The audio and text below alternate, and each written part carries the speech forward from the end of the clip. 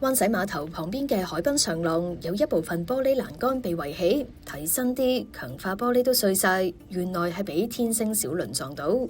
星期六下晝，香港1個鐘之內發生2宗撞船意外，先係3點有一艘噴射飛航雙體船喺順德中心泊岸嘅時候撞到石壆，4點再有一架由尖沙咀開往灣仔嘅天星小輪泊岸嘅時候失控衝前，撞向海濱長廊嘅玻璃欄杆，船上面1個男乘客混亂中受傷，需要由救護車送往醫院治理。